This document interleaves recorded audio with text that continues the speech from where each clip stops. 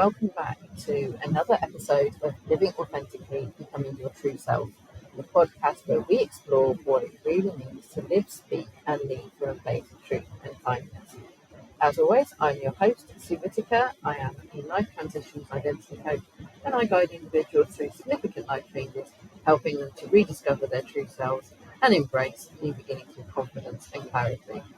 So today's episode is one I have been really looking forward to recording. We are going to be talking about the incredible connection between humans and horses, stroke equines. And today I am joined by a lovely guest of mine, Sarah Williamson, who is a coach who helps owners and horses to understand each other, what goes on in their heads, and to support them to make sure that they have a better relationship so they can lead more fulfilling lives. So I'm going to use the pun of saddle up as we uncover more about the topic. And I'm going to say, hi, Sarah. Thanks for joining me. How are you today? I'm very good, thank you. And thank you for inviting me on to talk to you about this. That's great. I'm really excited about this because I am absolutely passionate. And when we actually started talking about um, your background and my background, I think it was similar but also very different. So yeah, thanks very much for spending the time with me today. No, you're welcome. So just let us start from the beginning. Very good place to start. So talk to me a little bit about where it all started for you. So my direct family are not horsey at all, but I have my mum's cousins were very horsey, and my godmother is one of my mum's cousins, and she always had horses. And for or as long as I can remember, I was horse mad. When I've got a sister who's 2 years older than me, and the local riding school where we live didn't let children start riding till they were 5. And so the mum and dad took me along, obviously, because I was only 3, for Emma to have her first riding lesson. And apparently I just stood in the middle of the yard and screamed until they put me on a horse. So I started riding at the riding school, just sort of odds and sods, not regularly, from when I was really quite tiny. Yeah. And by the time I was sort of 5 or 6, I was riding the naughty ponies. And I've always got on with the naughty ponies, shall we call them? Yeah. Um, it works. They work for me. And again, I say we never had our own horses. And when I was about 9, we moved away and we went to a different riding school where we'd moved to. And I loathed it. From the minute I walked in, I hated it. I hated the energy. And I say I was only 9 or 10. Hated the energy. The horses were stabled a lot. There were a lot of quite wealthy owners where the horses were very precious poppets, and so they were not turned out. And they were, it just wasn't. It wasn't. I didn't like it. My sister loved it because my sister's dream of horses is to have, her horse brought up the front steps of the house, Yeah. all Yeah. clean and polished. She hops on and then she hops off. Yeah. Whereas if Yeah. someone tacks up my horse for me or even grooms my horse for me, I'm like, no, I need to do that because it's all part of knowing what you're dealing with that horse on that day. I love that. So, I love that. so for Yeah. Emma, this all posh, prim and proper, everything had its, hoof all put on Yeah. every day and blah, blah, blah. But they weren't turned out and they were over rugged and they were all had sort of behavioural issues and all this nonsense. So even at that young age, I said no, and I actually hardly rode for a long time. There was a little riding school in the grounds of a stately home that turned school in the area. Yeah. And it was ramshackle and falling down. They just used to have hacking ponies and do trekking around this sort of massive, what's now National Trust estate.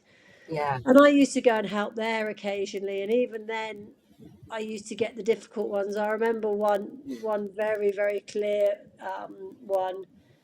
Can't think of the pony's name, which is really bugging me because I did know of his name. It's just got out of my head, but it'll come back. That's okay. Yeah. It was Donald. That's right. It was a Highland pony called Oh, Donald. Donald. That's a great name And for a horse. his bridle was never taken off. Once his bridle was on in the morning, he was never taken off, and he was tied up if he was put back in his stable because he'd just turn his back on people. Now say poor bugger was saying I hate life, but And I didn't know this the first time I worked with him. And normally, when we put them back in the stable in between rides, we just slip the bridles off. So I Mm-hmm. slipped the bridle off. And one of the older girls who'd been there for ages went absolutely into panic mode because, oh my God, you never take his bridle off. We'll never catch him. Oh my God, oh my God. So I was like, okay, fine. Again, at probably the age of 11 or 12. Mm, And so I just went and stood in the corner of the stable. And yes, he backed me into the corner of the stable. mm. And all I was looking at was his feet and his ears flat back, and him watching me from the corner of his eye, going, "If you try and get to my head, I'm going to have you." And I just stood there and I just waited. And after probably, I mean, it seemed like hours when you think you might die.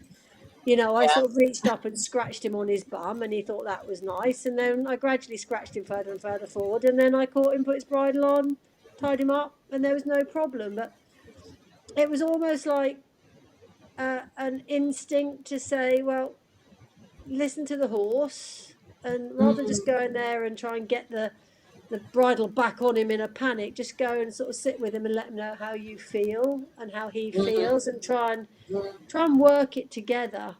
So, and that was when I was very, very young. And then at the age of 14, my godmother's sister, who competes horses in America, was over. And my godmother ran a yard, and there were lots of shows on, and they had a big Irish Draft stallion.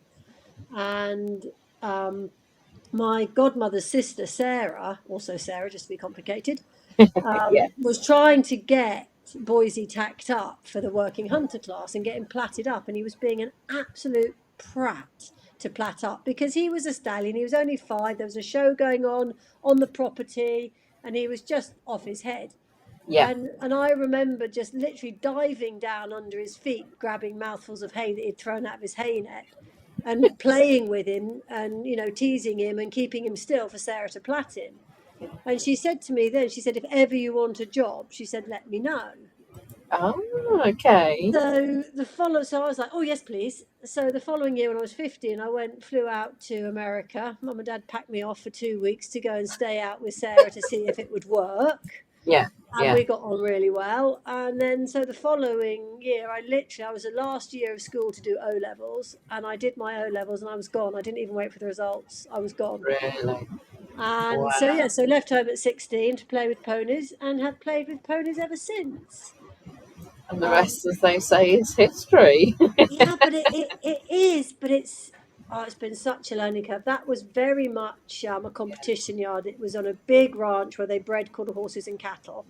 Mm, And Sarah would have her pick of the 2-year-olds, because they're all started at 2 over there, to bring on to show for the English style riding, because that's where the mm, money was. mm.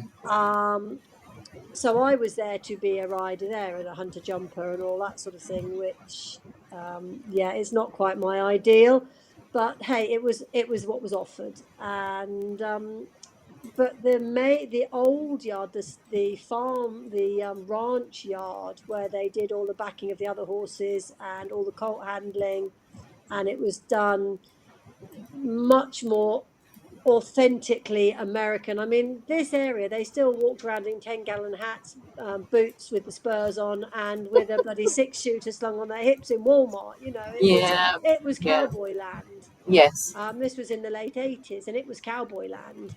And I loved that side of it. And I was very fortunate to work with a lady up there, um, Mary Wade, and she had trained directly with Ray Hunt, Right. who is one Okay. of the sort of the founders of the natural horsemanship movement, which is not my favorite thing. The way, like everything, it gets popular, it gets bastardized, it's not what it's meant to be. But Yes. going back to the purity of the cowboy and his horse and the relationship they had to have for survival, I really got interested in that side of the horsemanship. But anyway, I was there for just over a year. Came home having promised my dad I'd go back to do my A levels and go to university, and I lasted about 3 weeks back in a school environment.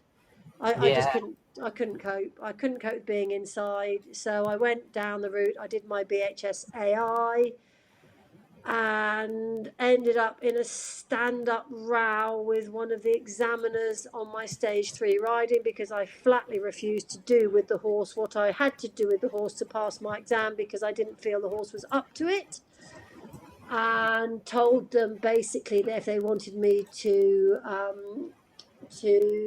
abuse the horse and lower my standards to pass their exam, I wasn't prepared to pass their exam.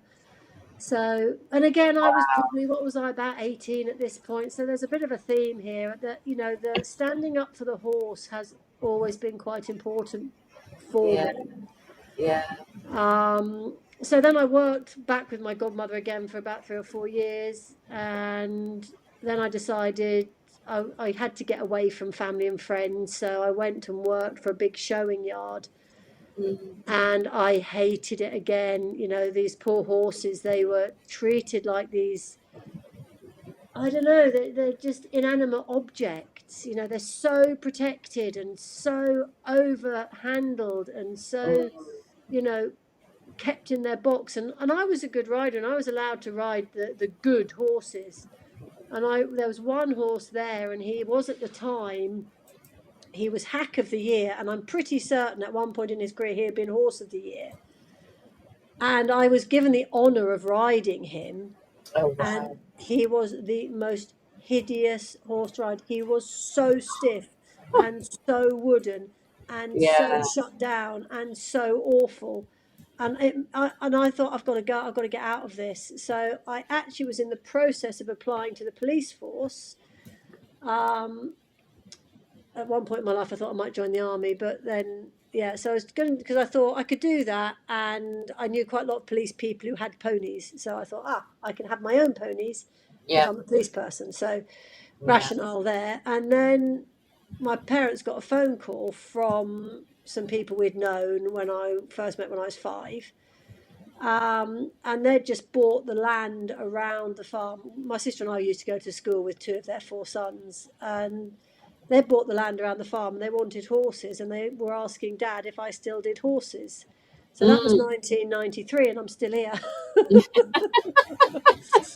Oh my goodness. Yes. That So okay. That's a few yes, years ago now, so Sarah. so that was, you know, again, I was, what, 22 when I got into that. And before that, I was involved in a horrible accident where a rider was killed in a road. Well, the horse and rider were both killed. She was only 11. In a ride, well, you know, the horse, something went wrong with the horse, and he bolted and basically ran into traffic, and killed them both when we were out on a hack. So I had a bit of a, Yeah.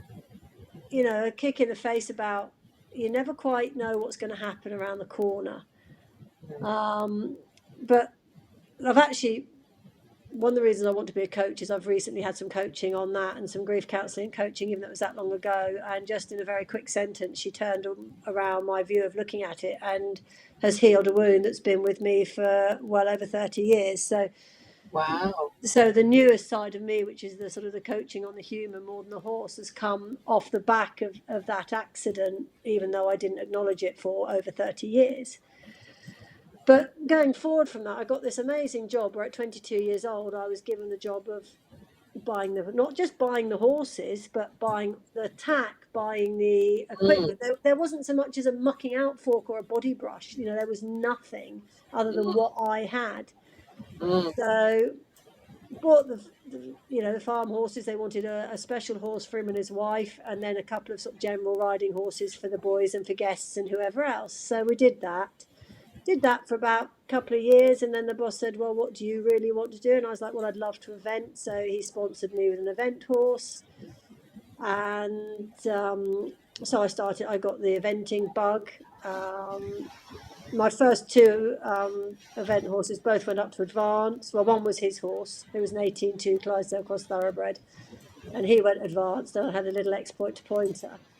But even then, I used to cringe about what I was expected to do. I always did an okay dressage, but it was never the best, Mm. because I'd jump the moon, but I do struggle with discipline in all phases. I struggled with disciplining the horses enough to make them really good and obedient dressage horses. I never minded if they had a bit of a say halfway through. Yeah, and I think this is where you and I are very, very much aligned. And I'm going to just give you a little break from talking because I know you've talked a lot. Oh, bless them. I'll just never shut the work with dogs up. never work with animals. Oh, don't. Sorry, someone just um, walked past the door. no, it's all right. Don't worry. As I say, I like to keep these raw and real. That's what it is. But for me, I guess my upbringing with horses was actually very different. So I loved horses, but I don't know where it came from because, as you said, my family weren't really horse orientated. So I grew up in the Midlands. In the 70s, 80s, when there was still quite a lot of we were recovering from things like the coal mining industry and things like that. So there were obviously Shire horses, and there were, horseshoes everywhere and stuff. And I just had this really lovely feel for what horses were. And whenever we went on holiday to Blackpool, I would always want to ride the donkeys on the beach because that was, when I was little. And Yeah, I remembered crying every time I got taken off them. And then when I got home, I remember that I wanted a lot of the toys that you had, like your Barbie dolls, your Cindy dolls, but with the horses. So I never wanted to have like the actual doll itself. I wanted the horse. The doll would go over the shoulder, and I'd just be. And I remember just having these collection of like plastic molded horses, which obviously in the 80s they didn't really do much other than just be a horse. Um, and I absolutely loved it.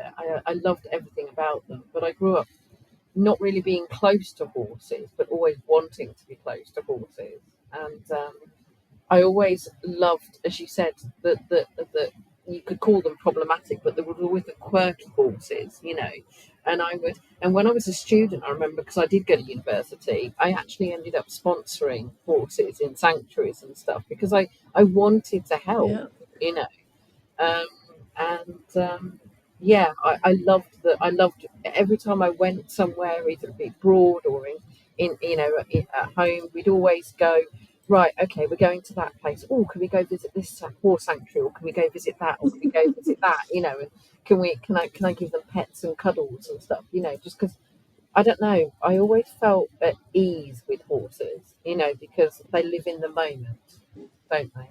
yeah, very A much lot of so. the time, and they don't judge you for who you are. They don't care what your title is, or what you know how good a human being potentially you might think you are, or whatever. They just take you for you, don't they? They follow you with your intent.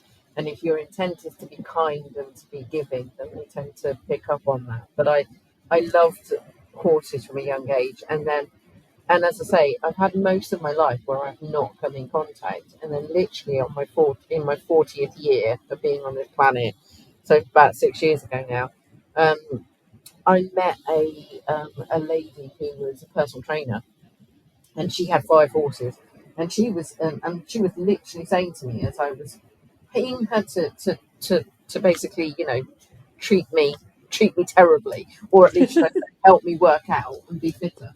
She talked about horses and the fact that she owned them. So I ended up going into a field with her 4 horses at the time. There was one horse that was separate, and kid you not, it was the best thing ever. We just did poo picking, which if non-horse people are reading, are listening to this, then poo picking is pretty much the thing you'll spend most of your time with a horse doing. Oh, And, yes. but I loved it. I absolutely loved it. And I bought my first horse from her.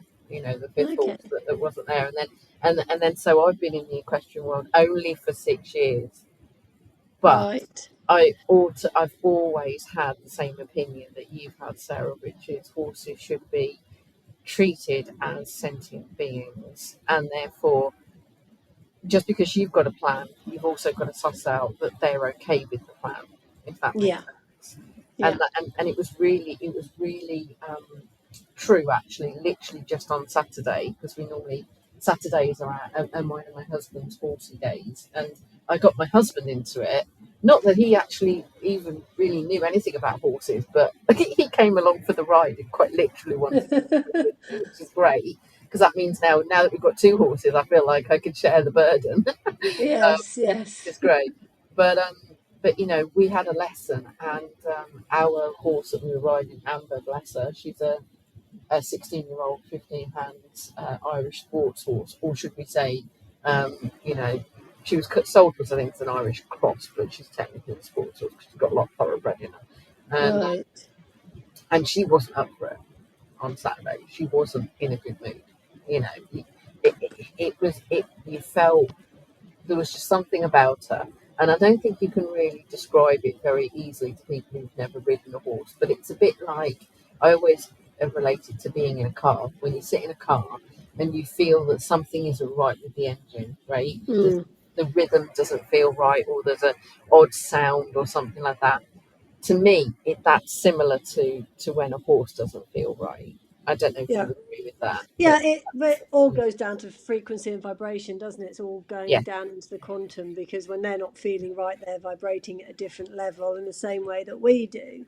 And mm, when they're vibrating at a different level, especially if that brings out a negativity, then mm, you need to listen to it, because I love horses to the very depth of my being, but I am not shy. I mean, the accident where the little girl was killed that I was involved in was nothing to do really with the horse's behaviour. It was just a tragic set of circumstances. But uh, horses can kill us, yes, and if you decide to ignore that, call it intuition, call it a bad vibe, call it gut instinct, and you decide to ignore it, then realistically more fool you.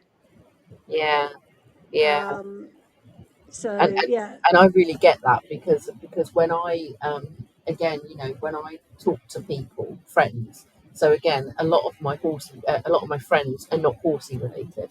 So Yeah, obviously, when I got my first horse, everybody had to come and meet the horse, you know, because I was really, you know, and you know, I was quite surprised at the amount of people who were close to me, who were friends for many years, but they actually feared yeah, coming to visit the horse because, as far as they were concerned, it is a dangerous element, and yeah. I get that.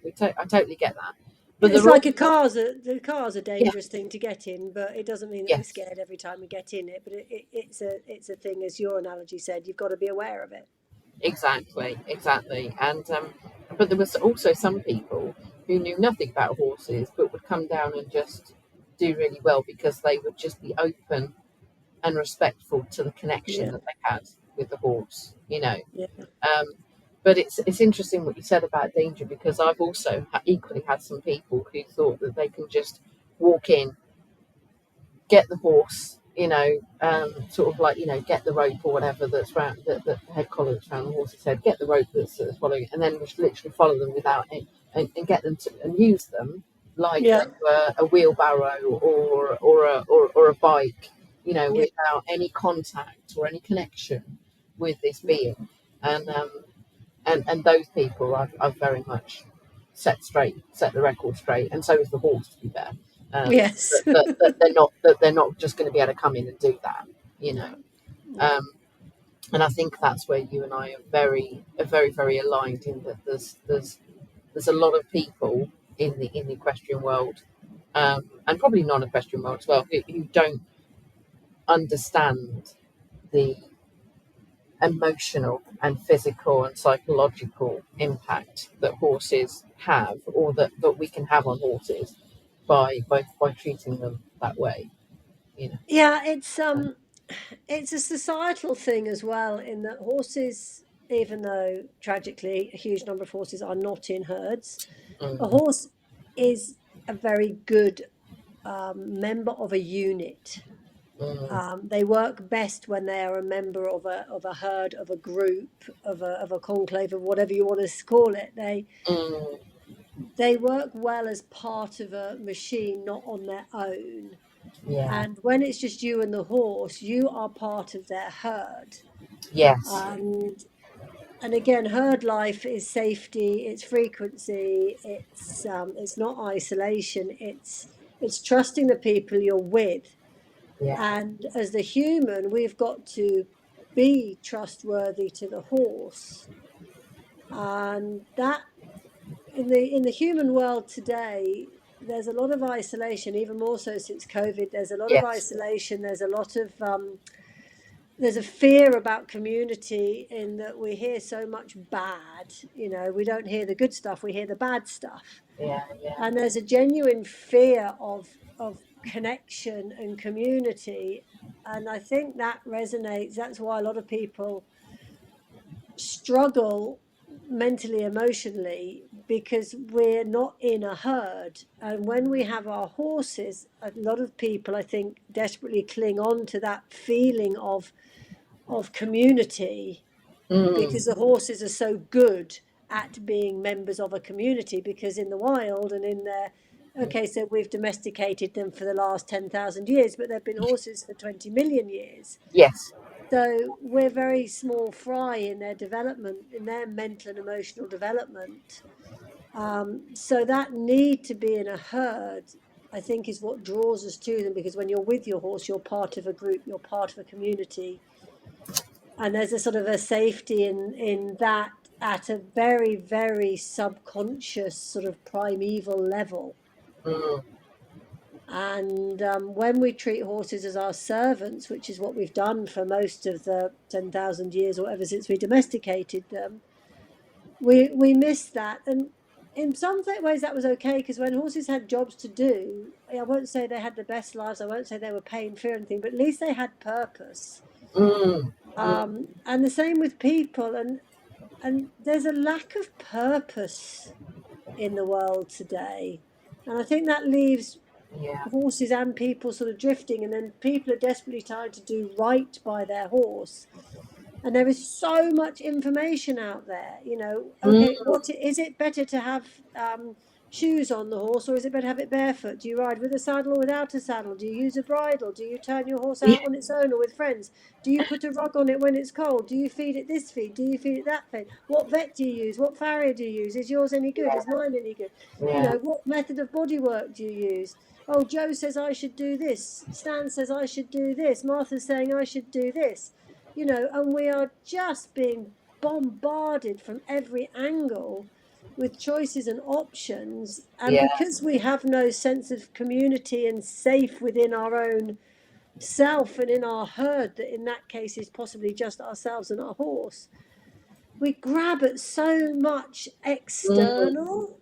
Mm. And this is where another part of the reason that I'm going more into the human coach Mm. ahead of the horse, because until we can quiet our own mind and know our own direction, we can't come to our horse with true authenticity, no matter how hard we try. Because if we're listening to everybody else's opinions and the external vibes, we're missing what the horse is telling us in many, many cases.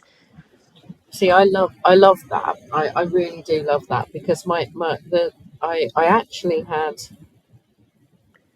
my first horse, actually I didn't have her for very long, unfortunately, and I'm not gonna go into huge amounts of detail on there, but I didn't. And the second horse I had, um, the first horse I had I was told I needed I was going to have this horse, I was going to ride it, but that never really materialised. And actually, I'm very grateful I didn't, because the second horse I had was actually an ex-race horse called Dixie, and she was Hanoverian. She was 27 years old, and I effectively got her for free, because the owner said, I've separated her from her companion of X number of years, and she's gone downhill, and I don't think that she will survive the winter, so I need her to be cared for in the right way.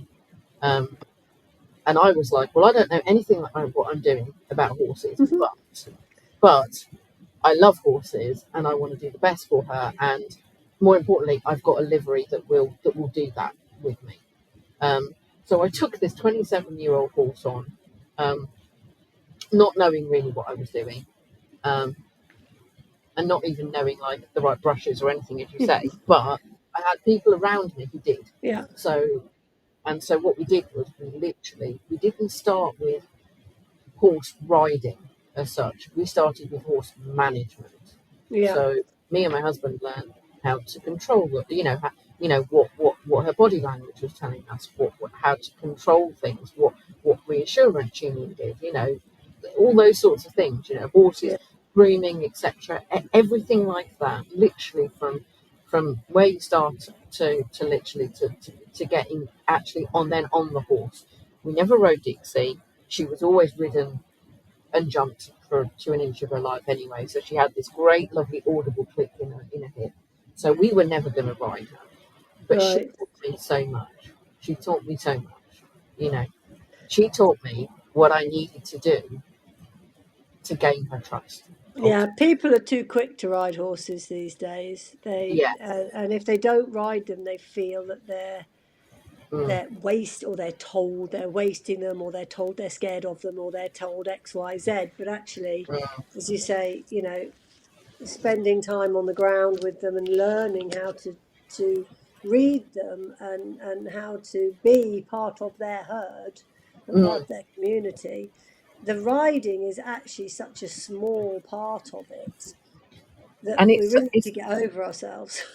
yeah, yeah, yeah, and it's amazing because with Dixie, it's not that she didn't want to trot. She was quite happy to trot in the school. But what we would do, we did try lunging, but she did freak out quite a bit with that. She clearly hadn't been doing that. So my husband would actually run alongside her, which was good for our health and good for her health. Yeah, But she was absolutely amazing. She would glide around the school, absolutely amazing. And we had her for 2.5 years, before she finally decided it was time. yeah, And I loved that, but it meant that I went into buying the next horse in a very, very different way, because yes, buying the next horse for me wasn't necessarily about, I don't know, looks or whatever. It was actually about what we were taking on, you know. Um, yeah, and I have to say that the next horse was actually probably quite problematic. And again, I'm sure we could talk about it for ages about what it's like to actually buy a horse. But I mm, I always describe it as it's actually like buying a car, except there's even less regulations, yeah. you Oh know, yeah. I've got a because friend at the moment trying to buy yeah, something, and so yeah, far she's looked at about three. She must have sent me 30 videos, yeah, and yeah. yeah, it's And quite crazy. there's always a story, isn't there, behind Yeah, it and stuff, yeah. But that's where I bought my other horse, Athena, who I currently don't ride, and I don't ride her for a number of reasons. But equally, she was sold to us as being ridden. Um, she's definitely been driven. Yeah, That's obvious. Her feet were in awful state when we got her, but she does not enjoy being ridden. She no, just does not enjoy it. She stresses, she panics, she bolts, and we've made the conscious decision, after doing some investigations, etc., that says that look, let's not worry about it. Because the good thing about me right now is that it's not a career for me. So yeah, I don't have to panic and I don't have to get dressages and all that sort of stuff. I'm happy to just be with my horses. They're part of my family, they're part of my life. They give yeah. me It's a a lot of support. So I want to do weird what's right for thing her. with horses, isn't it? Because we don't feel that we should be going out and taking our dogs to obedience classes and going to shows and doing this, that, and the Mm, other. But mm, there's this pressure that we should be out doing things with our horses, and yes. why? Yeah. As long as we're looking after them correctly, we're giving them species appropriate diet and housing and husbandry. Why? Where is this come from that we? Or when you're going to get out competing it? When you're going to ride it? When you're going to? I mean, I've got a 3-year-old, and yes, I've pulled her up to the mounting block with a head collar on and sat on her 3 times this summer. Yeah. And but I'm not breaking her in. She's been in a good mood. So I pulled her up the mounting block, said, "Do you mind if I sit on you?" And she said no. So I've sat on her. Okay. Um, Yeah. Yeah. but some people are like, this client looking for horses. She sent me a video of a 3-year-old that she was Mm, looking at, and it was already jumping a course of jumps. And and people are like, "Oh, when are you going to do X, Y, Z with your horse?" And well, never. or if I feel like it. My other horse, I've had him 9 years. He did his Mm. first ever competition this year Oh, because he's an ex-race horse and he's had a huge amount of lameness problems. I've nearly shot him on so many occasions, but there's always been a reason I haven't. And yeah, suddenly this year he felt really good, so I took him and did a little dressage competition just because I felt that after 9 years we ought to just prove to the world that, you know, they're not they can go out and do something if they don't do it very often. They don't have to go out and do dressage. yeah, And I might take him out once somewhere else if I feel like it, and if I don't, I won't take him anywhere. But there's this push to get out and do, get out and do, get out and do. yes, there is. Yeah, And whereas you if say, you don't, people think you're scared of the horse. Basically, if you won't get out and compete it, they think, oh, she's too scared of it to do that. And it's such a nonsense. and there's a lot of, and as you say, there's a lot of information around horse ownership, Yeah, uh, wellness, etc. of horses. Um, I um, I would imagine there's probably a few people from my yard who are listening to this. I hope so, and I hope that they're enjoying it. But one of the things that I will say is I had a conversation with a vet at one point, and he's lovely, Scotsman, very spade is a spade. This is how you yeah, see it. And I asked him about a particular, what was it? There was this horse I was looking at to buy, and she was on a particular vitamin, I think, or something. It had a name. right. I can't remember what it was. And I said to the vet, I said, "What do you think about this horse being on this?" And he gave me the best response that I will always remember, which is, "Oh, that is really good for reassuring the owner that the owner is giving the horse something." Yeah, yeah, But actually, it's doing diddly squat yeah. for the actual health of the horse. And I had to laugh because I was just like, because it wasn't a cheap thing either, No. but this was just one of the many things that this horse had. And Yeah, people like to give their horses yeah, things. I think they're doing the right thing if they're giving them all these things to make them yes, X, like Y, Z. vitamins or creams or, things like that. Calmers or Yes, gut yeah. supplements or this. And some of them are relevant, but for the vast majority, it's actually the owner that needs to be giving the horse the thing rather than the horse needs the thing. And I find that very fascinating because, as you Yeah. say, we've definitely domesticated horses, but I don't necessarily think that we've taken, uh, we know what's going on in their heads. I mean, again, you mentioned about the rugging, and again, for non-horsey people, in the winter, you would expect that horses will probably need some kind of coat because winters can be cold. So we put artificial rugs on them. My horses live out 24/7, which means that they don't have a stable. They don't have a stable. I have somewhere I could stable them if they really needed it, if they were, Yeah. but they don't get stabled. So they live under trees, and there's a certain amount of foliage, etc. But they live in this field.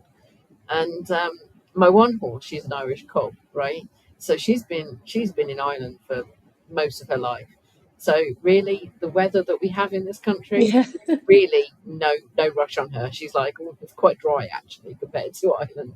Um, but she grows her own coat.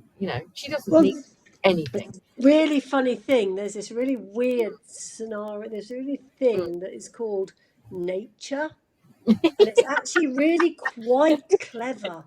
And it's been looking after horses for a lot longer than we have been. Yes, yes, Now, it's very different if the horses have their, again, to non horsey people. Sometimes, if horses are ridden in the winter and they have a very thick winter coat, we'll clip the hair off mm. so that they don't get very hot and sweaty and then take ages to dry and end up with skin problems and a Yes, chill. yes. So, if you've clipped some of the hair off, then you might need to put a blanket of some sort on to counter what you've taken off. Mm, mm, But when I see horses just piled up with blankets because the owner is cold, mm. it it's actually quite unkind. Yes, it can be, can't it? Because We're not yeah, necessarily. I mean, if it's pouring it down with rain, and I know my horses are out most of the time. They do come in the mornings, but then they're out sort of 17, 18 hours a day. Mm, And they have got natural shelter, but no sheds to go into. And mm. if I know I'm going to be riding them, and if I know it's going to be wet, they will have something on them to keep them dry, just purely because it's not very nice for them to have tack put on them when they're wet. No, absolutely. And, Yeah. and you've got, you can't put a saddle on a horse that's got a wet, muddy back, because you're going to rub the mud into its skin and cause all sorts of issues. So there are practical sides of putting rugs on them, but you see these horses. I mean, at the moment, this time of year, it's so awkward because it might be quite cold first thing, and it gets Yeah. really warm in the middle of the day, and I'm seeing poor horses Yeah. standing in the field sweltering because the sun's come out and it's suddenly hit 20 degrees, and they're wearing a blanket that's sort of designed for first thing in the morning when it was 5 degrees, Mm, and I always call it ball in the bag. mm. It's like boil in the bag, and they must be so miserable. And and But we and it's humans like to do it because they like to buy the rug to put on the pony to keep the pony warm and cut and safe. But as I say, nature's been doing this a lot longer than we have, and she's a darn sight better at it than we are. it's so weird though, isn't it? Because as you say, you've seen that I'm the actual opposite at the moment. My neither of my horses have any, even a rain sheet, which for the non-equestrian is effectively a just literally a water a mat with no heat in it. Um, I haven't put that on my Irish sports horse because she's got quite a good coat coming through Yeah, already, and also she's not shivering. If no, she, I've seen her when she's not been impressed. She's been sitting there shivering, going, "I'm too cold. You need yeah, to do something about it." I'm cold, but I don't spend all day outdoors, so no, and you I'm not don't have with a you. huge digestive system that's basically a boiler that's being Yes, constantly stuffed with food and is constantly churning out heat as a byproduct of the digestive system. exactly, exactly, and I think that's kind of where it goes. I think we could talk about like literally horses the whole We day. could, I'm going we to kind of could, bring us back round to the people that have the yeah, horses. So obviously, you said you spent a lot of time in your previous history in your career looking after horses, handling them, etc. And now you want to focus on yeah. the human side. So what When you key compete a thing lot, has you done end that up for with you? when Yeah, you compete a lot, you end up with damaged horses, and I got very good at fixing broken horses. And that's sort of I stopped competing. I focused purely on rehabilitation. And what I've discovered over the years with the rehabilitation side of it is it's the owner's minds that need rehabilitating as much as the horse's bodies. right. Because if a horse has had a problem, an owner will often hold on to that problem and never let it go. So Could you I give us have an exact? Could you give us a an relevant example. example Yeah, for I mean, that, please? I have clients that will bring a horse that maybe they've had for 7 or 8 years, and I'll say, okay, what's your problem? And I will get the life story of every single injury, accident, fall, kick, lost shoe, bad trailer ride, any bad experience, and I will get a list, Mm, and they rarely say anything good because the human mind likes to lock on to the bad because the bad could kill us. The good is just nice, the bad could kill us. mm, And the horses do the same. People say, oh, my horse learns the bad things quicker than it learns the right things. And it's like, yeah, because the bad things could kill it. So it needs to make sure that doesn't happen again. But mm. people hold on to the past. And what I've discovered is if I can actually work through the the limiting beliefs, the blocks, the resistances within the owner, I get a far better result with the horse. And See, that that's goes as absolutely, yeah, far fascinating. as, Yeah. your riders who turn up at the livery yard and see, the good rider of the yard is there and riding their horse. And so they won't get on their horse because they're worried about what other people are going to see or do or say or anything else. And most of us are far worse in our heads than we are in reality. Yeah. Like we might Yeah. think we're a terrible rider, but actually we're not a bad rider at all. We just won't get, we just don't want to admit it because we're taught in society not to blow our own trumpet. It's taken me years to be able to turn around and say I'm a bloody good rider. Yeah. But it's Yeah. taken me a long time to be able to say that and not feel a bit as I say it. Yeah. Yeah. Um, and we are so stuck in our own heads and our own people's opinion, other people's opinions, and going back to when people are getting advice from every different direction. It's the paralysis by overanalysis. It's the overwhelm, the overload. It's too many options. It's having, like you throw a dog into a ball pit and it Mm, doesn't actually know which ball to pick up, so it just sits there and does nothing. mm, Um, so I really strongly believe that by getting people to understand their own mind and the reasons they feel inadequate or just not good enough, unworthy, and the real reason they feel fearful often is just purely because they're stuck in their own head. yeah, I And get that, and I really do resonate with that because again, I've had a bad fall off my horse. You know, we we were literally coming up to a pole to trot over, and this is a really good example, I think, of what you just said. Is I thought, oh no, I don't know if we can do it, and I think that completely radiated down to the horse, even though yeah, we've done it so many times. For yeah, that one time, I think I looked down and I went, "Oh no, it's going to, we're go. not going to do it or whatever." And then, And with I that, came off. Boom, and with that was that, it. it happens. Yeah, Yeah, yeah.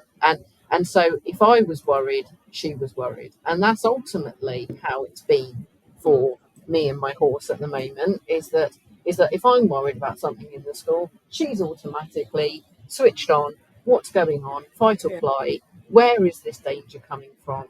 She doesn't know what the danger is, and I'm no, worried about something over there that she's probably not even realised. blocked. Yeah, Um, and so I've had to do a lot of work with emotional regulation to yeah, go, do you know what?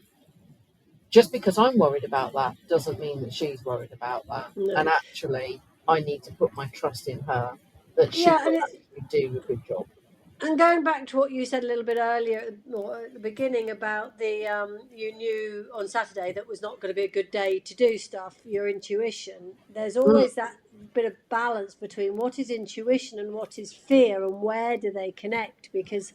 mm, Because of a bad experience, we can get a little bit stuck in fear, and then are we, and I'm not saying you are, I mean, I sound like you're very intuitive and you weren't even planning to ride, so it probably was intuition, not fear. But you can get riders going, oh, I think it's going to be a bad day today, I've got a gut instinct it's going to be a bad day today.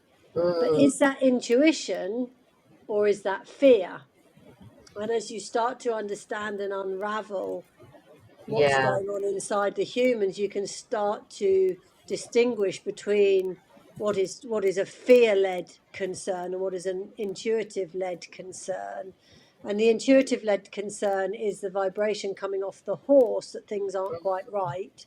The fear-led concern will be what we're feeding back to the horses, and they can both end up with the same result. So if you've got an intuition that the horse isn't great and you get on it, which I did last year with my old boy, and I didn't listen, and so he bucked me off. He had Mm, every right to buck me off because he had told me at least 3 times he wasn't feeling it today, and I'd yep. pushed.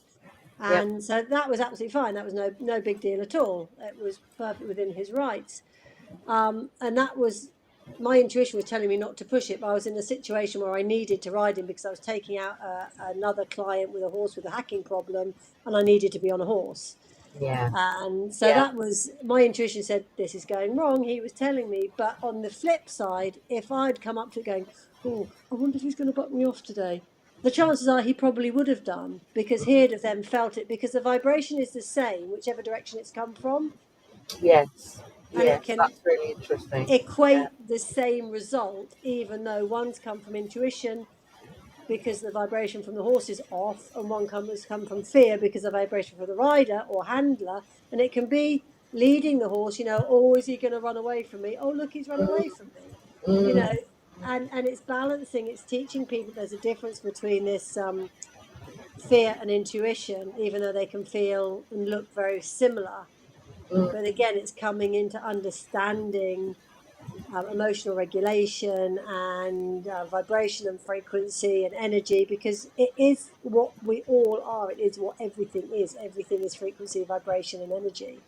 And I love that because I've come at it from the other side, is that I've been working with people for a heck of a long time, you know, in my role as HR, etc., and in corporate and in small businesses. And I've come at it from the point of view of putting a person with a horse means that they effectively they reflect whatever you bring into the situation. So again, going back to my horse on Saturday, you know, she wasn't feeling it. She then actually then panicked a few times. She spooked in the school at a few things that we didn't quite understand. So she was telling us that she was on edge and that she wasn't going to like it. So I got on her, but rather than going, oh, I'm going to get on you and I'm going to trot and I'm going to do this, I'm going to do that, I got on her and I said, look, let's just have a little go. Um, and I'm going to pick up your hand and I'm just going to walk with you. And if it's Hmm. too much, then that's fine. We'll pull back, you know. So we Yeah, didn't achieve much, except that we both knew we could do it. So we yeah, pushed each other out of our comfort zone just a little bit. yeah. I didn't But achieve what I initially thought I was going to achieve, which was a good trot, but I didn't worry too much because no. I equally didn't come off either. And that is horsemanship. You know, horsemanship is having a good experience with your horse. It's not making your horse do. It's not how clever you are. It's not can you Mm, do piaffe, passage, or flying change. You know, does your horse lie down on command? That's irrelevant. What is mm, relevant is, does your horse feel safe with you, and do you feel safe with that with your horse? And by mm, what you've just said, by saying, okay, look, we get worried about this riding lark sometimes, so let me just get on you, and then we'll just see what we can both cope with, and anything is good enough. yeah. And then the horse has known that you've heard it and you've listened to it, so she knows now that she has a voice and she can talk to you. And once you That's right. give Yeah. something a voice, whether it be a horse or a human, the anxiety can just disappear. Yeah. Once something or someone, as you'll know with your, with your experience, you open up an outlet for that anxiety, that stress, that self doubt, just Yeah. by saying, I hear you, I'm listening. It's absolutely amazing because you're absolutely right. When I first got on her, we were both quite stressed. We were tight. We were tense. And as we were both like going, we're just gonna play it by ear. We're not gonna do anything major. We're just gonna do a couple of circles, and then change lane, do another couple of circles. We're just gonna enjoy the fact that we are working together Yeah, because we hadn't done that for a week or so. Um, and just make sure that we're okay, and then as you say, ended up on a positive note. She yeah, pushed herself really well just through that little bit. She was having a problem with shadows that day. So every time her shadow was crossing over her in front of her, she didn't like it, right. Yeah, basically. Don't know why. She's done that before, but that day it wasn't good. So no, so I pushed her out of her comfort zone a little bit, did a couple of circles, we did fine, didn't take it too quick or whatever. I told her that I was happy with her, and then I got off her and I basically just gave her like a big hug, said well done, gave her a treat, etc. Positive reinforcement, and then that was it. And I didn't expect any more from her. And she automatically, as soon as she realised that she didn't need to give more, she yeah, relaxed. She yeah, relaxed under me. I could feel everything relax. You know, yeah, I sat on the saddle more better. Her head dropped, her lip dropped, which again, question from her. That's a good sign. Licking and chewing in the school, so she knew what was expected, and I wasn't going to go further, and that was it. yeah, But some people really do struggle with that, and as you say, it applies to the human as well. yeah. Some humans struggle to chill and to know Yes, that anxiety and to try and work out what is bothering them and how they can prevent that in the first yeah. place. And giving people the power of not really caring what other people are thinking or saying. And Yes. that's not arrogance, and it's not the point of, if someone says, "Oh, look, she's lame," and you hadn't noticed, and you decide to ignore them. No, not like that. Yes. But Yes. that, oh God, did you only just get on and walk her? Or I'd have got on her and I'd have made her do this, that, and the other. And then you Yes. think, well, should I have done that? But if you're more empowered in your own mind and you understand, and this is the thing to me that coaching has brought to my mind, if you understand how the psyche works, you then have the tools to resist other people's opinions without being rude and without being dismissive, but just to be able to walk your own path. But some people actually need permission to say no. A lot of people don't know how to say no to That's right. others when they're giving advice. And where I want to take the human coaching is empowering riders or even handlers or horse owners in whatever guise they are, Mm. um, to quiet the noise. Just Yeah. quiet the noise and do what's right for you. Because if you're doing what's right for you, you will hear the horse. Whereas if you're trying to please everybody else, you won't hear the horse. And I think that's I love that, hearing the horse. I think that's great, and I absolutely agree with you. And I can't believe that we're already coming up An to hour in. about an hour. So I'll probably say Yes. we should leave it there. But Yeah. just to give an idea for our listeners. So what is it that what is the best way for people to work with you then at this point? What kind of plans have you got in place to help people? At the moment, I'm still developing where I want to go with it because it's a very Mm. different direction. Mm. And I need to take we're coming up to, well, we're coming into the winter, which is the worst time to work with horses. But It really is, isn't it? yeah, Yeah. but Yeah. my plan going forward will be like workshopping in the human emotional space, Yeah. teaching people how their emotions are affecting their experiences with their horses, and can even be affecting the health of their horses in the same way as can be affecting their own health, Mm. and how to understand our own minds to put us in a better place to then take control of our own minds and come back into a more positive area. And what I do offer is I do offer residential, where people come for 3 to 4 days with their horses. Mm. And that's horse and human led. In the past, it's mainly been working more on the horses, but going forward in the future, there would be a lot more working on the person as well as the horse. And I want to set up some residentials that don't actually involve the horses. Yeah. Yeah. Not so much people bring their own horses. We can utilize my horses because you don't have the same emotional reaction to other people's horses as you do your own. You're absolutely right. So Yes. going forward, I've got lots of plans in mind, but I'm not. I've always been the problem solver with the horse, and I've Mm. got to work out the best way to be the problem solver with the person. Mm. But I'm always open to talk to people if they have a problem, whether it's with their horse or whether they think, having listened to this, that it might be a bit of an emotional Mm. setback in themselves. Because if you change yourself with the horse can be a great catalyst to make us look to a change in ourselves, but the Mm. change in ourself will make us better human beings and give us a better life in all walks of life, not just with the horses.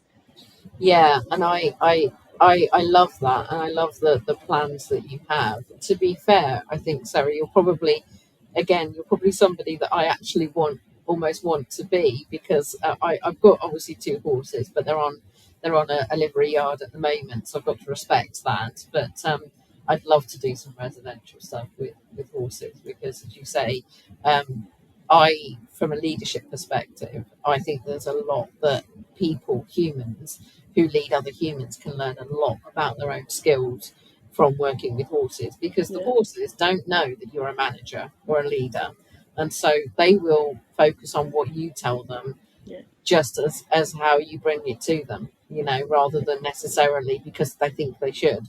So there's a lot there with that, and I think that people would get a lot from it. So I am really keen to see But how things are at, going with you. Yeah. at the end of the day, the love of the horse is at the core of my soul. But for the horses to have a good life, the owners Mm, have got to be in the right place. And I think welfare, well, there's so much about welfare. I mean, I'm part of the Welfare Stewarding Alliance, but there's so much about equine welfare.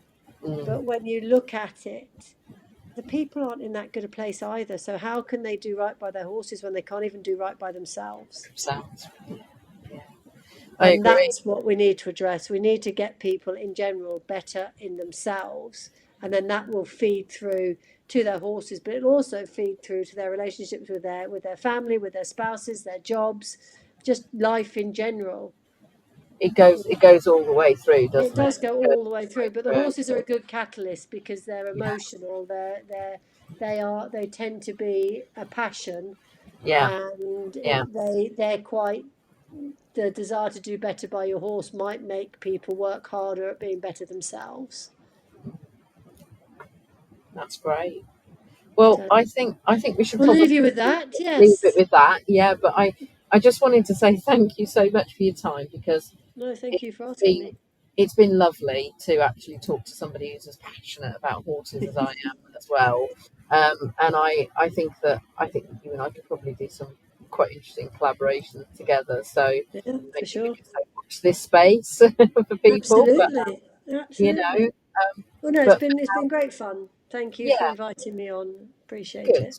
No worries at all. So yeah, so thanks to all of our listeners for joining us today. And if this has actually sparked something in you, and you'd love to speak to Sarah or myself, I'll pop the links down as to how you can contact us on our various social media platform in the podcast description. But yeah, until next time, yeah, stay grounded, stay curious, and keep living authentically, everybody. So have a great day. Thanks very much, Sarah. Take care now. Thank you. Bye. Bye.